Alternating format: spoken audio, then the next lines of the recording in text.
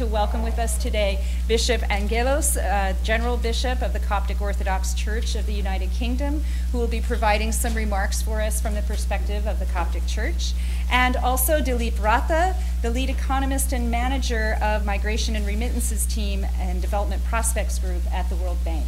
So these are very different perspectives that will help us to contextualize the findings of our study.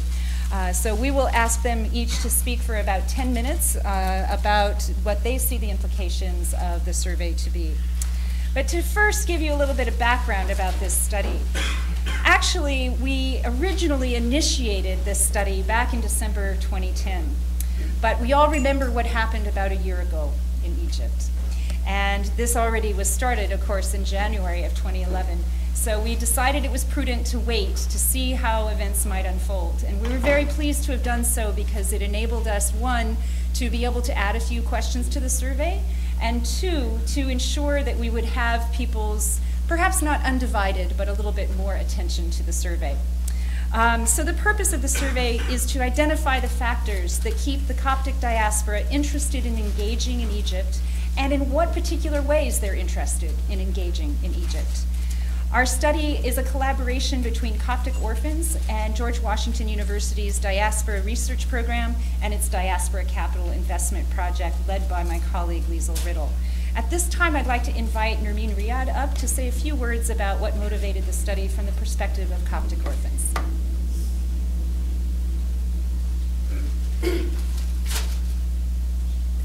Thank you, Jennifer. Well, it's interesting because having come here at 7 years old, I found myself a member of the Coptic diaspora, and having left Egypt and came to a new country, little did I know that I had very strong ties, like many of you who left Egypt and came here. And actually that tie is a love for Egypt. And as there's a saying about if you've drunk from the Nile once, you'll always come back. So I think a lot of us here must have had it in our bottle and formula or something, because we very much love Egypt. So it wasn't long before we organized, or we started an organization to help Egypt and to help those that are in Egypt, and soon realized that this is now a diaspora organization because it's entirely supported by members of the Coptic diaspora. With this organization, we were actually able to reach over 27,000 children in Egypt to provide them with basic needs and to ensure that they have access to education and that they are literate. So it's at that point that we looked at this and we said, what is it that makes these members of the Coptic diaspora so passionate and so willing to give? And for that reason, that there's such great results coming from Egypt. And we realized that there's very little is known about them. The Copts have really never been studied before. We don't know too much about it, and GW was very interested in diasporas. I know the World Bank is also very interested in understanding diasporas, and so it was for that reason that we actually approached George Washington University and asked them to start this study, and we're actually very pleased with how it came about and the results. I think you're going to find very fascinating findings. So this is kind of how it came about. And then lastly, I just want to thank His Grace Bishop Angaelos for coming all the way from the United Kingdom for this. When we proposed this and discussed this many months ago, he was very interested, and he saw how really important it is for the Copts at large. So thank you, Sayedna, and back to you, Jennifer. Thank you. Thank you very much, Nermeen. Ours has been a very fruitful partnership, and I think that you'll see that in the study and its results. So I thought that to really get your attention, we'd give you the bottom line up front. These are our 5 primary findings from the study so far. First of all, the Coptic Orthodox Church is absolutely instrumental in keeping Coptic diasporans connected to Egypt. Secondly, Coptic diasporans mostly engage on behalf of Egypt through philanthropy. Thirdly, the Coptic diaspora is more interested and more capable of contributing to development in Egypt than its current activities reflect. And this is true in particular with investment, an area where interest far surpasses actual experience.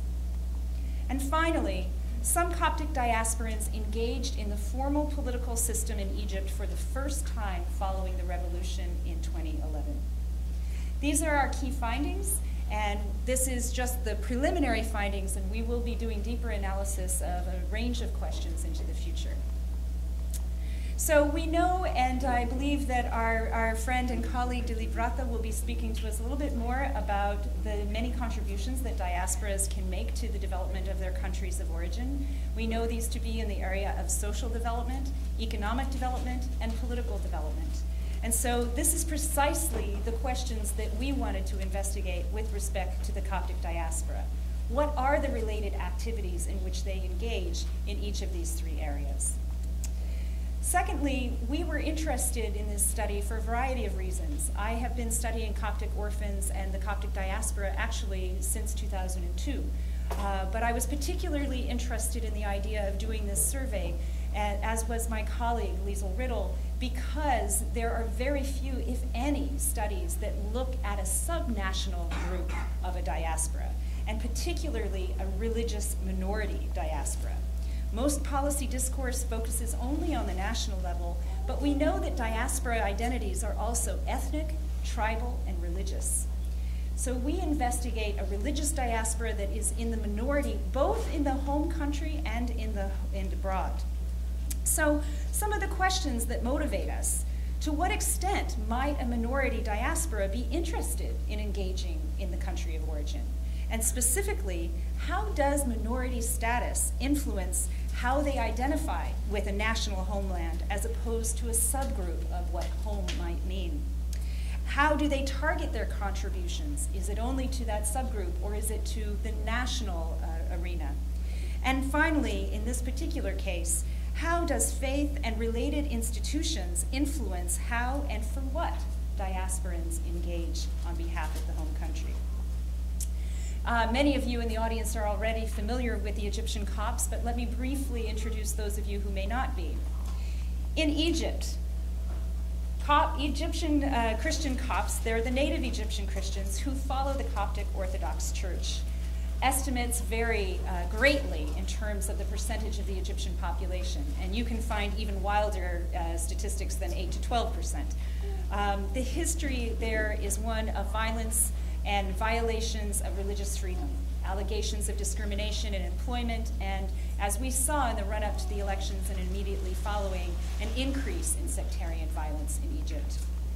In the diaspora, there's 71% of the Egyptian diaspora actually resides in Arab countries, but this is the Egyptian diaspora as a whole.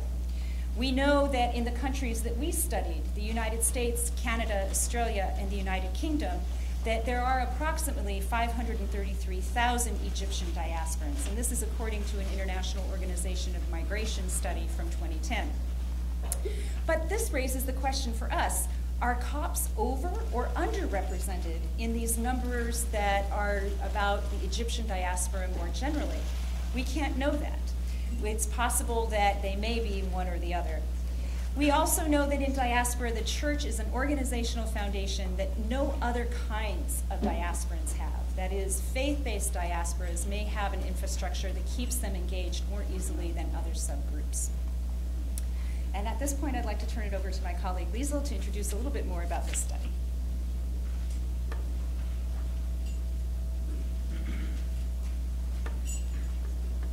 In terms of methods, this was an online survey.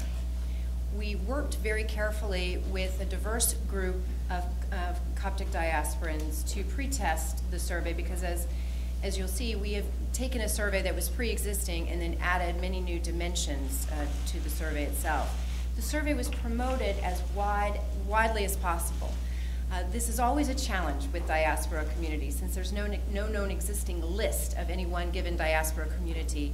In order to make sure and ensure that you have a good, diverse, heterogeneous population, trying to get the word out to encourage people to take the surveys through numerous different vehicles is very important. So we utilize several different possibilities here. Email, it was announced in churches around the world. We use things like Facebook and Twitter and informal listservs to get the word out about the survey.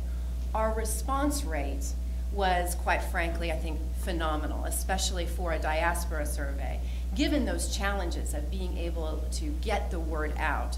Here we are very happy to report that almost 2,000 individuals completed at least a portion of the survey. As you'll see as we go through some of the findings, in many cases we have 800 or more in every question responses to a given survey. For key questions like identity, we have 1,570 responses. We're very happy about this response rate. The survey itself was divided into several different areas. One, we have questions related to the demographic profile of this diaspora community. As my colleague mentioned, this is one of the first known surveys of this community, so I think these findings are quite interesting. With any diaspora community, though, one of the most interesting things to query in a survey is identity, affinity, and affiliation with a given social community. To what extent is the diasporan connected to and identifies with a country of origin versus a country of residence? And then in the country of residence, to what extent is there an identificational tie with a given diaspora community? And in this case, with the religious diaspora, we ask questions about to what extent does the respondent affiliate and identify themselves with the diaspora, the Egyptian diaspora, versus the Coptic diaspora. We also ask questions about level and interest in philanthropy, investment, and interest in actual political engagement. First, let me just present some highlights from the profile piece. We'll spend more time in this presentation, though, delving into the philanthropy, investment, and political engagement. The sample is primarily US-based, so with a very large response rate, 71% are currently residing in the United States, 14% in Canada, 11% from Australia, and 4% in the UK. Most are first-generation migrants, meaning born in Egypt. 66% were born in Egypt, 22% in the United States, 3% in Canada, 9% from a variety of different countries. This sample is slightly more male than female, but it is close to gender balance, with 55% male, 45% female responding. The sample is quite diverse in age structure, ranging in age from 18 to 90 years old, and our median age was 37 years old. But I think very interesting in terms of potential for development, our sample is a very highly educated one. 90% are college educated, 45% hold an advanced degree. The sample is highly diverse in terms of occupation as well, with 24% reporting being employed in administrative or clerical jobs, 19% in a doctor, nurse, or medical field, 9% lawyer, legal, 9% professor, but across many other occupational categories, we had also small numbers reported. So a very diverse occupational set. Income, this is a high income group. You might imagine, with given that very high education, also translates, not always, but many times into a higher income. 50% of the sample report an annual average income of $100,000 or more a year, 17% over $200,000. Remittances from this group. We queried about their remittances a year ago, 2 years ago, 3 years ago.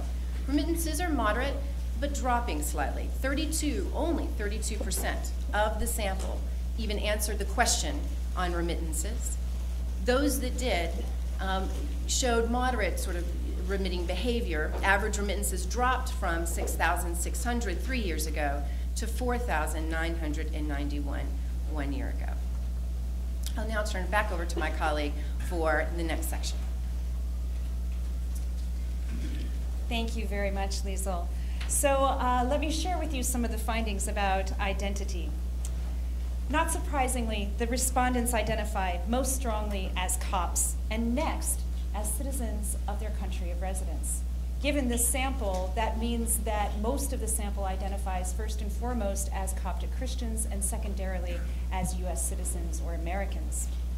70% of the respondents also considered themselves to be part of a broader Egyptian diaspora, which really underscores the fact that their connections to Egypt are not just based on the minority status. Some of the questions that we asked in order to gauge these issues included, what the community stands for is important to me. I talk about how great the community is to other people, and I'm proud to tell others that I am part of the community. So it is this pride and this connection that is reflected in these findings on identity. Well, this is where it gets even more interesting. We find that 95% of our sample agreed that the future of Egypt is very important to them. Over 2/3 of our sample is committed to Egypt's success. And we see also that respondents are mostly interested in contributing to the social development of Egypt. 81% of respondents indicated that was their primary interest. And still, we find that 70% of respondents also are interested in contributing both to Egypt's economic development and its political development. So we also wanted to get an idea of what kinds of diaspora groups do these individuals associate with to kind of map out what the diaspora organization sector looks like. And what we found, again, not terribly surprising, is that when we asked the respondents to identify the diaspora organizations they participate in, 82% of them identified the church or church-related charities. When we later asked them to identify the specific organization in which they are most engaged, 72% of them reported their local church. Non-ecclesiastical organizations that were mentioned include community or location-based groups such as the Portland Society of Copts, professional associations, there's a Coptic Lawyer Association and a Coptic Medical Association, Coptic charity organizations such as Coptic Orphans and Care for Needy Copts, student groups that exist across the country, I understand in large part because of the efforts of Bishop Angaelos, online groups, and advocacy organizations. Let me turn now to some of our findings on philanthropy, the area in which the Coptic diaspora is most engaged. So the majority of respondents are interested in more than simply providing charity to fulfill basic needs. This is a sophisticated philanthropic audience who wants to also contribute to solving problems and empowering individuals to solve their own problems. More than half of the respondents reported that their primary interest is in providing assistance to their fellow Copts in Egypt. So they are interested in supporting that minority group.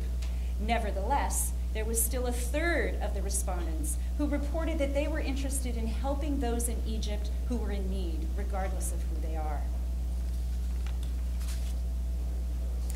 Respondents are fairly active philanthropic contributors. Like most donors, they prefer making financial donations to volunteering their time. 75% indicated a strong interest in that. Their interest in volunteering their time in the country of residence is still very significant. Over 60% of respondents are interested in volunteering their time on behalf of Egypt, but to do so in their country of residence. And almost 1/3 of respondents are interested in volunteering their time in Egypt proper. In terms of their activity, in the past 3 years, respondents were most active as financial donors. They volunteered less than their stated interest, both in the country of residence and in Egypt, however. For example, in the country of residence, we had 64% of respondents expressing interest in volunteering there, but only 34% in the last 3 years actually did so. In Egypt, there were 29% who reported they were interested in volunteering in Egypt, but only 9% actually did so.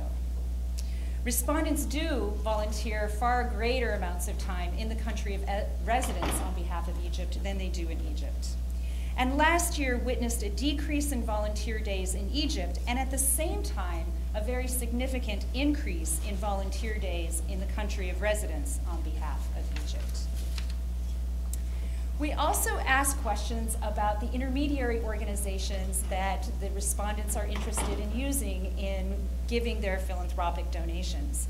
And we found that respondents prefer channeling their charitable donations to Egypt through organizations that are based in diaspora, as opposed to those that are based in Egypt. Respondents rely mostly on their local church in diaspora, closely followed by Coptic charitable organizations that are based in the diaspora. Interestingly, contrary to the norm among American donors, 54% of the respondents reported that they either don't need to know or don't want to know the results of their philanthropic contributions. It's important to note here that giving for the sake of giving is rooted in the Coptic Christian teachings. With this, I'll turn it back to Professor Riddle.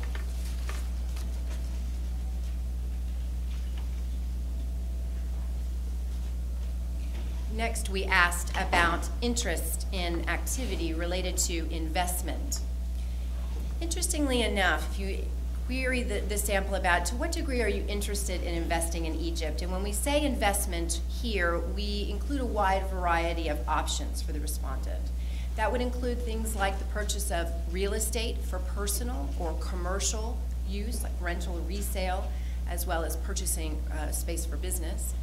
We also queried to what extent they might be interested in investing in existing businesses on the ground in Egypt, more portfolio investment through purchases of equity, or investing in funds that then would purchase equity in one of those businesses on the ground. To what extent they might be interested in contributing to a lending fund that would then lend money to firms back in Egypt, either at market interest rates, below market interest rates, or even at no interest at all, like a kiva.org type of model. We also queried to what extent the respondents might be interested in setting up a new business in Egypt, a new business, for example, either for manufacturing interests or service interests. About 27% of our sample said that they are indeed interested in making one or more of those types of investments in Egypt. In terms of what they're interested in today, we asked this in terms of a Likert scale, so taking what we call the top two box, those who were somewhat interested or extremely interested in making one of these types of investments. These are the results.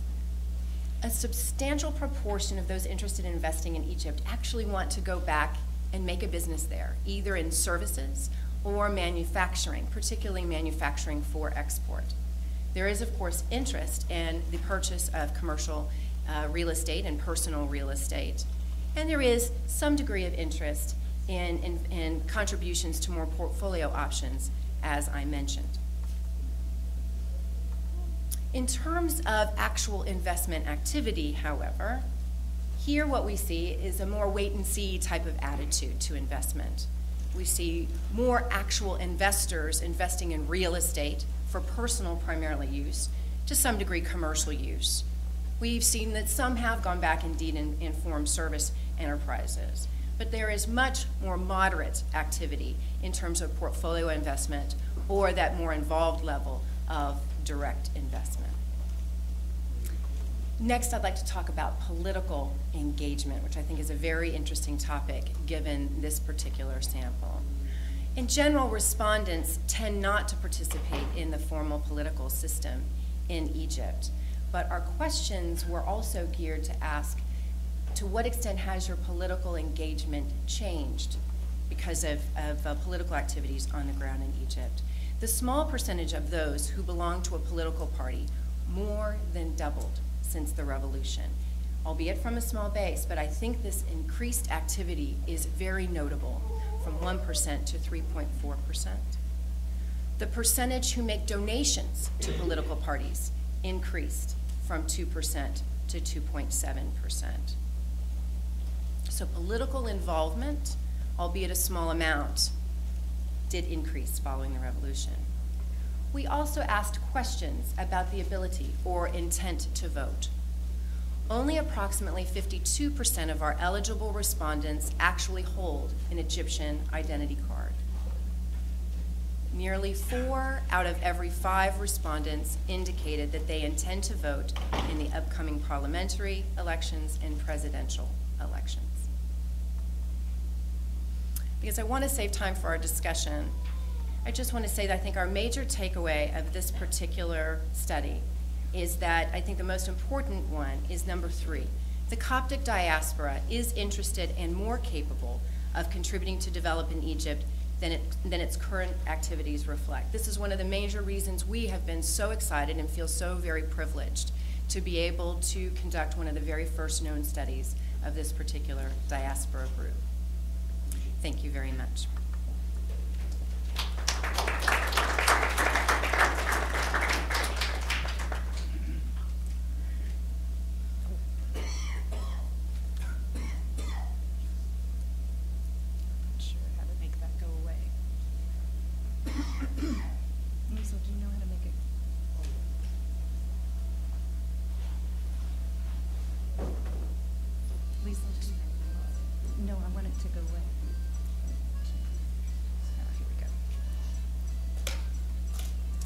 Okay, sorry about that. So at this time, I would like to invite Bishop Angaelos to come up and share his thoughts with us on the findings.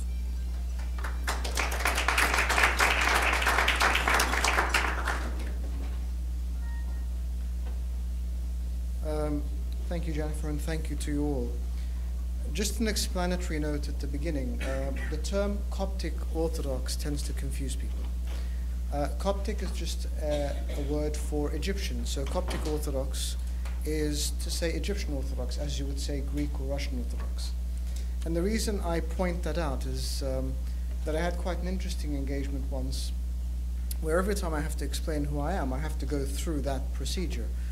One day I was traveling to one of our parishes in Wales by car, so I stopped off at a service station to refuel, and I saw a scruffily dressed gentleman with a rucksack and a sign. And he said, "Good morning, Padre." And I said, "Good morning." He said, "Oh, so what church are you from?" And I thought, you know what, I really don't have time for Coptic, Greek, Russian, all of that. So I said, "I'm Egyptian Orthodox." I said, "Oh, so you're Coptic." So since then, I've tried not to take shortcuts. I'm very thankful to Coptic Orphans and to the Diaspora Research Program here for this study. It's a wonderful piece of work, and I was very interested in reading it and going through it and everything that it represents. Let me give you a little indication of these 2 weeks in my life, and bear with me. I started about 10 days ago with a 36-hour trip to Cairo, in which I had some church business, where I went and I saw His Holiness and then went back to London. I landed at about 11 o'clock at night, and then the following morning traveled up to one of our monastic communities in the north of England to assist one of our bishops there, who is quite ill at the moment, in the consecration of a monk.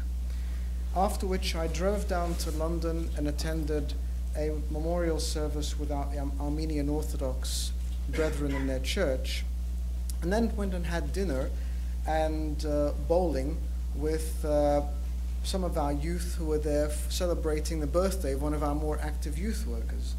The following day I had a very full day of pastoral service at our church, after which on the Monday I traveled to London and spent 2 days attending the General Synod of the Church of England.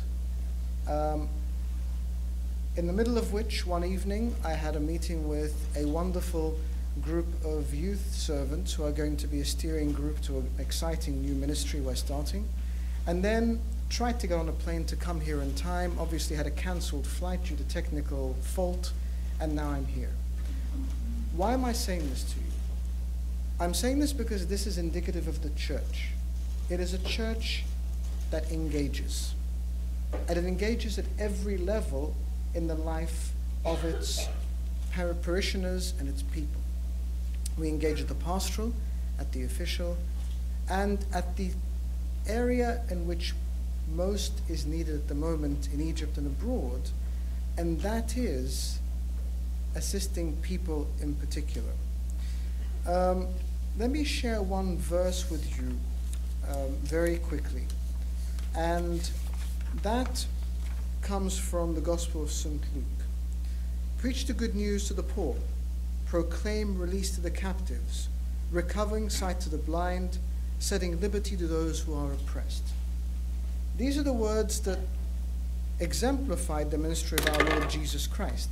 And as his disciples, and as his followers, and as his ambassadors, we seek to do exactly the same now. It may be of surprise to you to know that as early as 1962, the Coptic Orthodox Church started to engage with social development programs with the establishment of the Bishopric for Social Services in Egypt. And that bishopric has existed and continued to exist until today. So we believe that the service of those who are in need is essential. And that hasn't stopped with people leaving Egypt and coming to the United States and to various other countries around the world. Now, at this stage, I want to make a clarification, and I don't mean to be critical, but we don't tend to use the word diaspora with our church communities, and I'll explain why. Within the context of understanding, obviously it may be very specialized in terms of your academic research, but in terms of wider understanding, a diaspora is that which has been dispersed from the country of origin and exists primarily and within a majority outside of its native country. In that context, we are not a diaspora because 90% of Coptic Christians still live in Egypt. They have a claim to the land, and they believe that this is their country.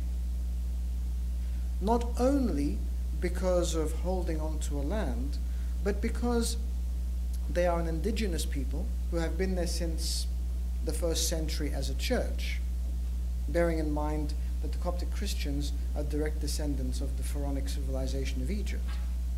But also because there is a scriptural reality to the presence of the Christians there. This was a country that was historically and scripturally visited by the Holy Family. And there are sites through Egypt until now that are well known through our own oral tradition as being places that were visited by the Holy Family. Secondly, there is a very clear promise in the book of Isaiah, chapter 19, of the presence of people of God in Egypt and a blessing upon that land.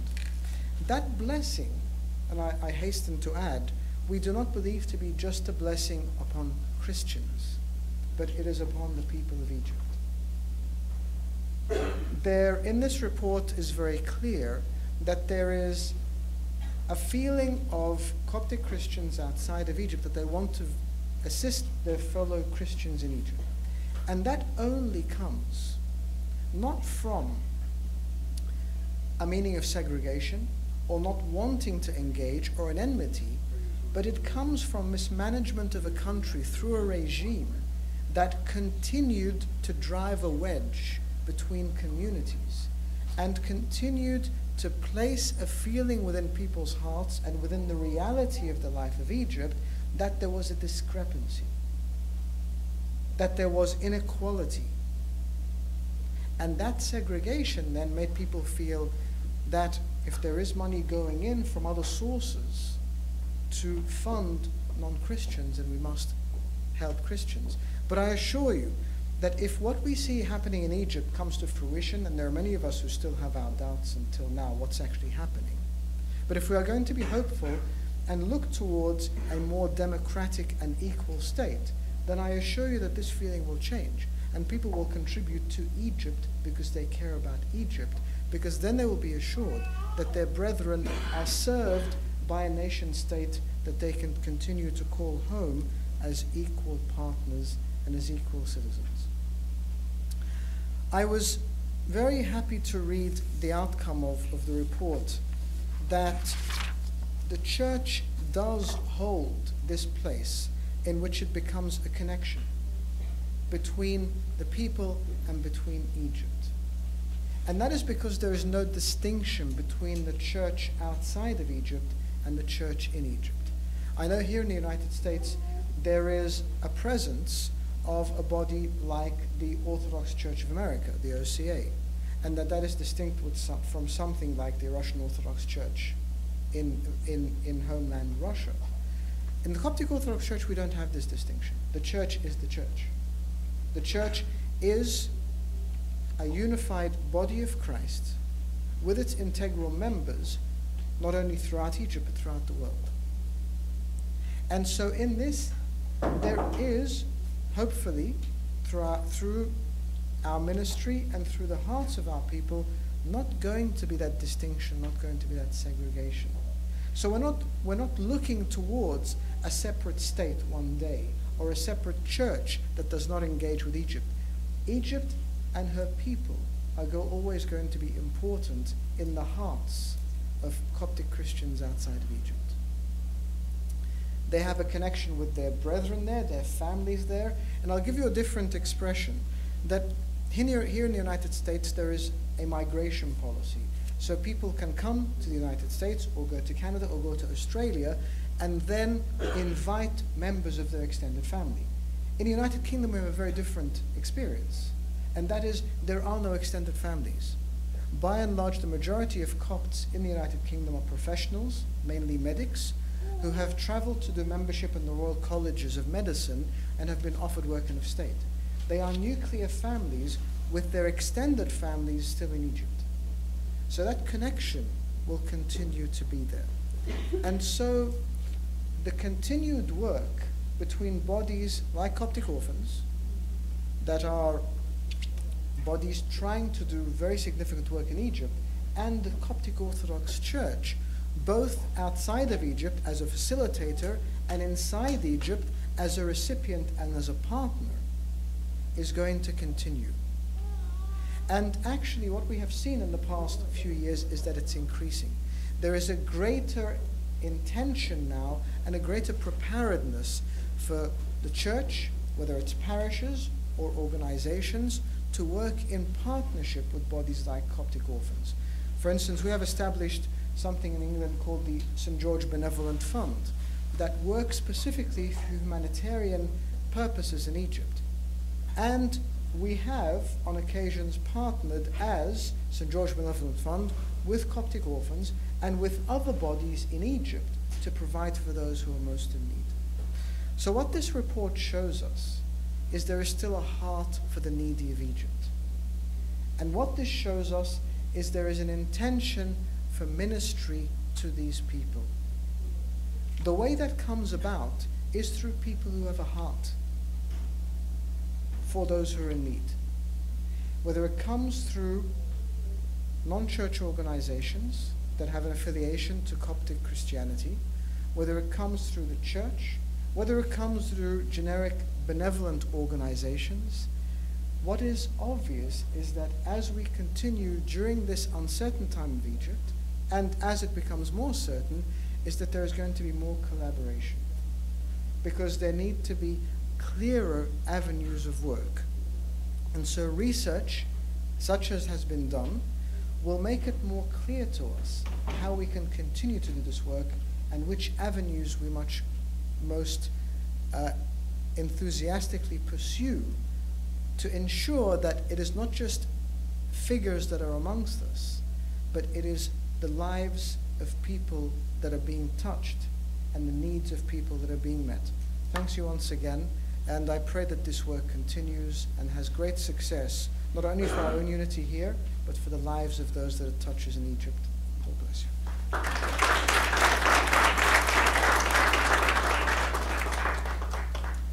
Thank you so very much, Bishop Angaelos. And at this point, I'd like to invite Dilip Ratha to join us, please.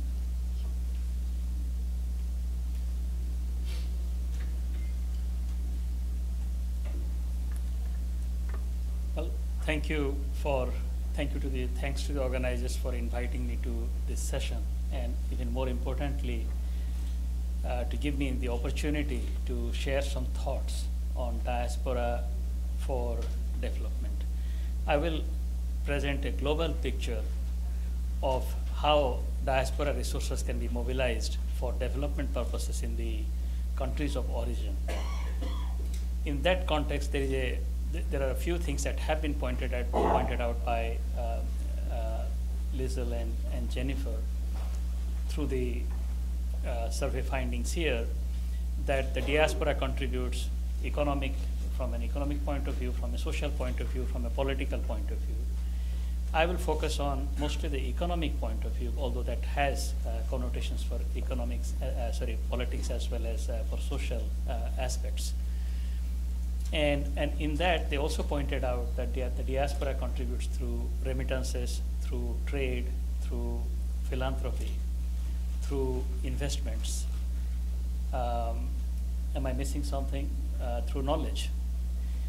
And I will, in my few minutes I have, focus on three things: remittances, skill transfers, and investments. I'll spend a little bit more time on remittances and investments. Globally, remittances sent by migrants, internationally there are about 200 million migrants. 215 million is the number cited. The number is grossly underestimated, but roughly there are about 200 million migrants who have crossed borders.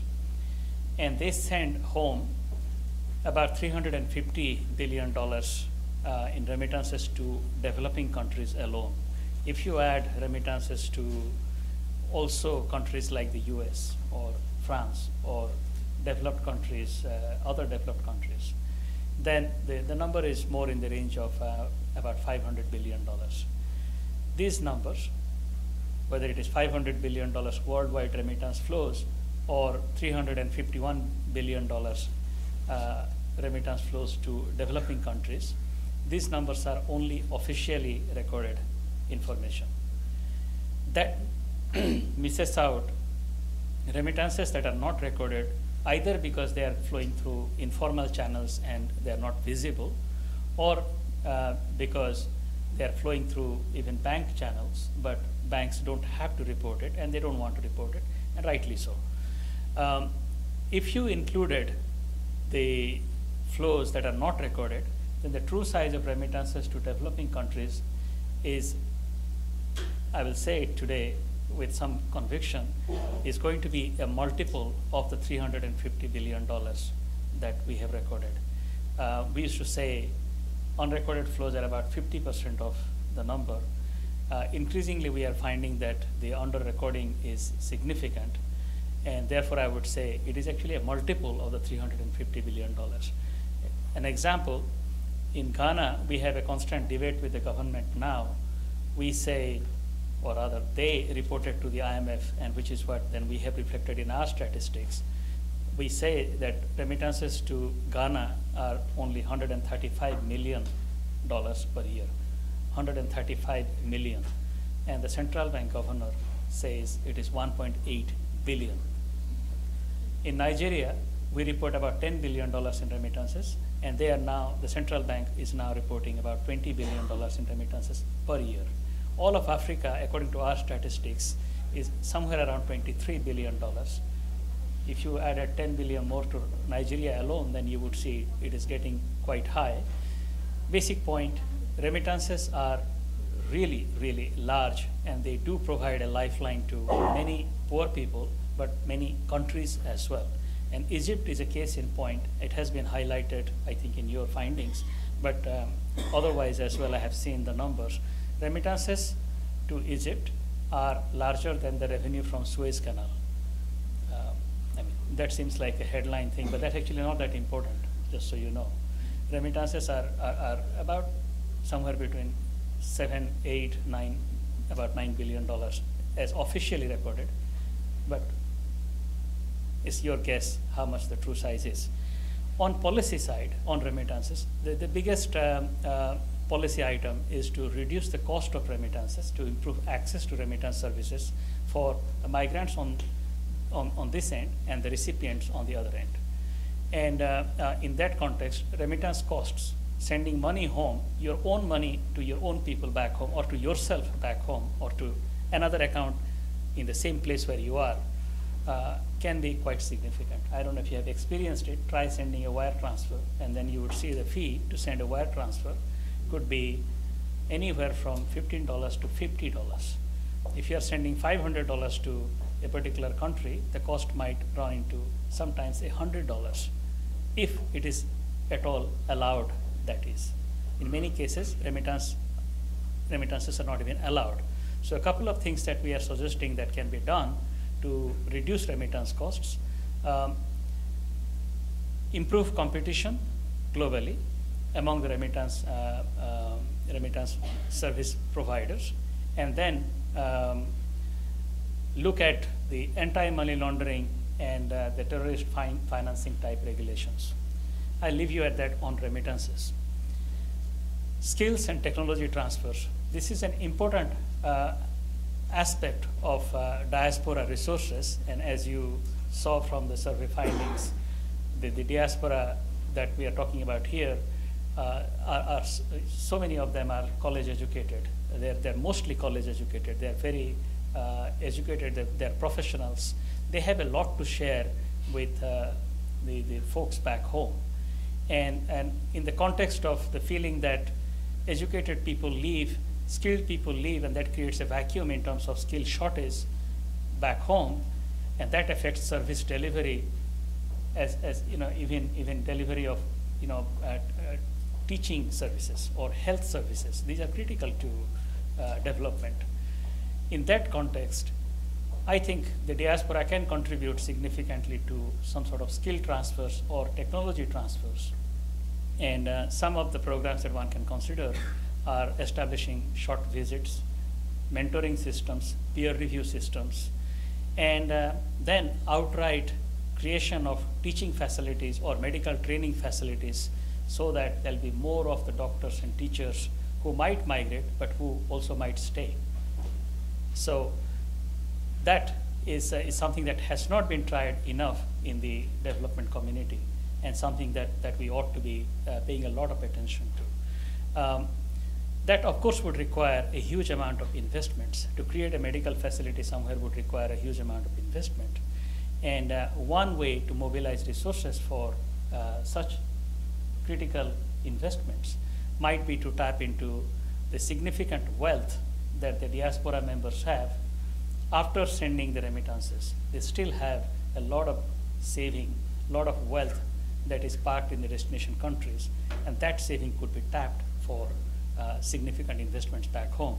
So we did some preliminary calculations of what could be the amount of saving annually that developing country diaspora members might have. And the number was quite staggering. It's about $400 billion a year. $400 billion a year is the estimate for the saving that diaspora members from developing countries keep in developed countries mostly, or in the countries of destination.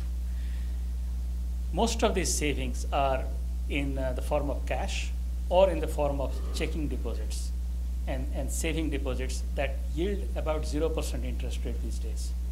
I get about 0% interest rate on my account. I don't know how much you get. The US government is also paying about 1% or 2% these days on 30-year bonds.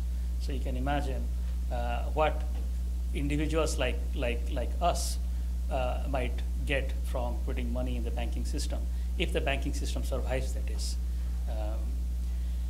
If we can offer a 4% interest rate bond at a retail level to the individuals, then it would be a win-win for the diaspora members as well as for those who are looking for these investments. For example, a charitable organization back in Egypt, or could be the government, could be a big company, a big telecom company, a hospital, a school, a university, and that would be 4% financing for a 5-year loan, as opposed to having to pay 8%, 10%, 20% interest rate annually, or not have the money at all, in which case the idea is it's just dead even before it is born.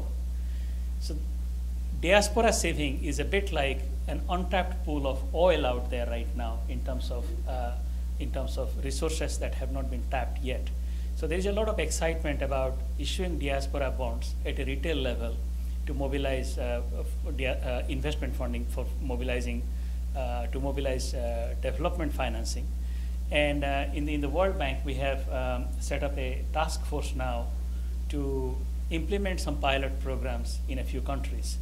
And seems like it is doable, seems like we could actually mobilize significant resources.